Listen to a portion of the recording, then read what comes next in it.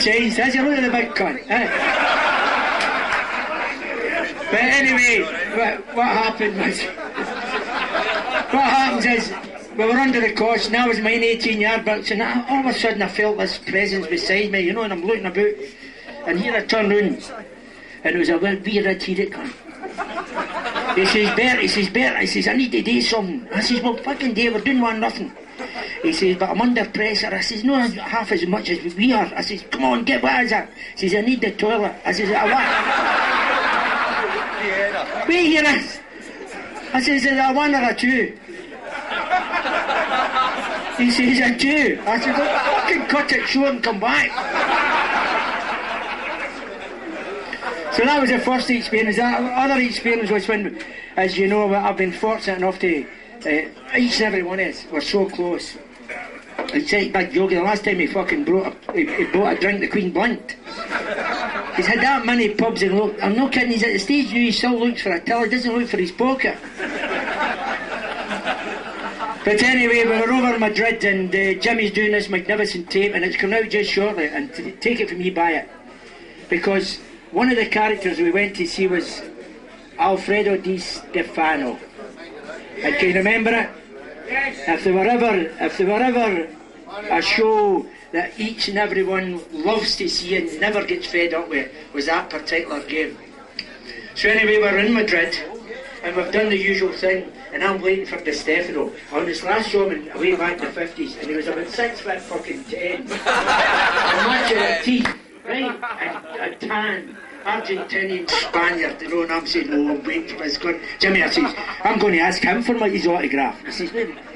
All of a sudden we're sitting, him and I, mind you, with a good bevy in this one. In the Barnable. So anyway, we're sitting there and this old cunt comes out with a stick and a wee fag that size with a bonnet on, glasses. And the glasses with all taped up. He says, there's Di Stefano there. I says, where? He says, that's him there. I'm not kidding you, was that fucking bad I went on the drink?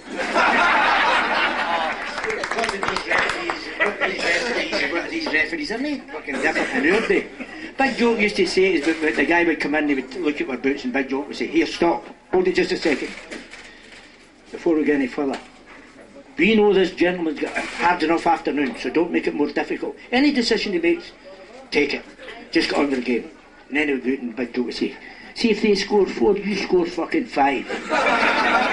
But the story I was going to tell you was Big Tiny Warden. Big Tiny, what a character. Beautiful.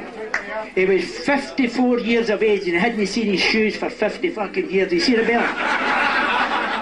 So anyway, Big Tiny, I was playing down in Birmingham and Tiny was the referee, and Tiny was, I got a wee bit naughty and kicked 1 or 2 of the guys I was playing against, and Tiny came over and he says, Mr. Hall, that's been noted, just watch what you're doing. But I knew the next time I was going to have. So no need to tell you, I kicked the guy again, Big Time was coming running over. No way any pace, by the way, you know. I says, Mr. Wharton, see if I called you a bastard, would you send me off? He says, yes, nobody calls me a bastard. I says, right. I says, Mr. Wharton, see if I thought you were a bastard, would you send me off? He says, no, because you only think that. I says, well, I think you're a bastard.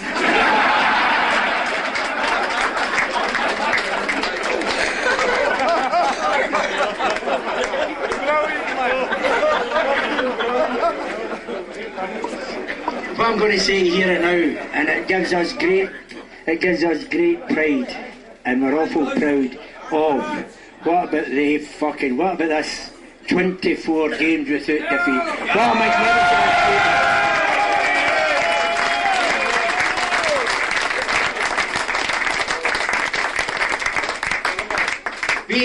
if 9 times out of 10 we're at the games, and I'll tell you this much, it reminds us so much of the era that we were in. They've got a fabulous dressing room. They're a tremendous crowd of people, and they're wholehearted, and they deserve all the success they get. I'll tell you this much, it's 24, but I can't see us getting the bait ever this season again. No, if you'd have seen us in the tunnel that time, I'm not kidding you, we were as white as fucking shite. And all of a sudden this mob, this Italian mob, their teeth were sparkling. They were like film stars. And Jimmy says to the big guy, does your mother know you'll be late home, son? I'm just going to give you Jimmy to answer that one, because I'll tell you this much. We hear this, Jimmy. What like was it in that tunnel? It's amazing, honestly. You see, when you looked at him, you looked at us, you'd myself, you'd Lennox, we different play, the false teeth. And old Ronnie, he'd the false set, the lot, the top and the bottom. And these guys are looking at us and they're thinking, Jesus, what is this? Because we'd heard on, we'd seen all about them. And honestly, they were absolutely Adonis standing there. Brown, big Italian, smiling, and I was saying, oh, fuck, what a doing we're going to get here. Just look at them, but, as you know, the rest is history. Once we went to the park, we say, well, just go out there and do it, we're good at it. And, it was them that were waiting at the end of the day, boys, It was Jimmy, what's your favourite goal? What's your favourite goal? What's your favourite goal, Jimmy? Favourite son, there's been a couple, the big man sitting here, three fucking sitting here could answer better questions than that. They've scored a right few goals, and they were all delighted for them, George McCluskey, Joe McBride and wee Dixie sitting here, It's what about them for strikers, lads, a hunt for them, Take care. I would say, honestly, think about it, one possibly that they've got his league at Ibrox, when I come in at the inside.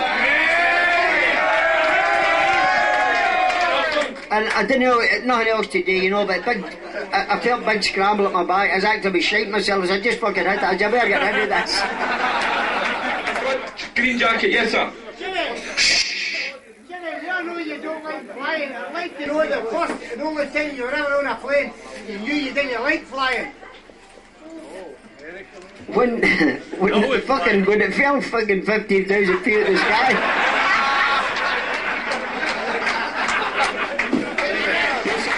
Yes, sir. This is a question to Jimmy. It's two questions. One question. Who's your favourite player? And one question. My favourite players are sitting here beside me, son. Honestly, in that Lisbon Live team, I just can't. Even the guys that wouldn't have made it, didn't make it.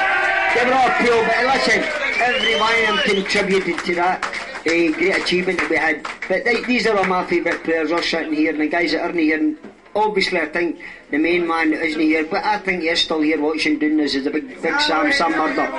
Okay, thanks.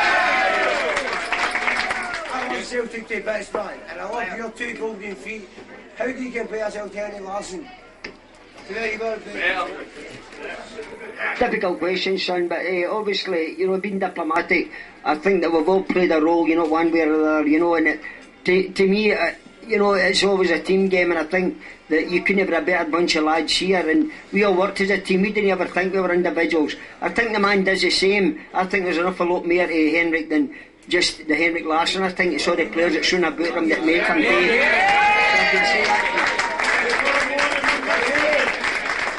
A gentleman's asked me 3 times, I need to ask him in there, this is directed to John Danes, affectionately known as Dixie, about the cup final and the hat-trick against Hibs. He's wanting to know all about it. 65! Well, obviously, if Sebastian was my favourite game, you've got to say a cup final. First and foremost, it's your dream to go to Hampden and play in a final. And it was the first time I ever played in it. To score 3 was unbelievable, and they play along with these boys at the time, Johnstone and Lennox and all the rest of them. It was an unbelievable achievement to do. So that's got to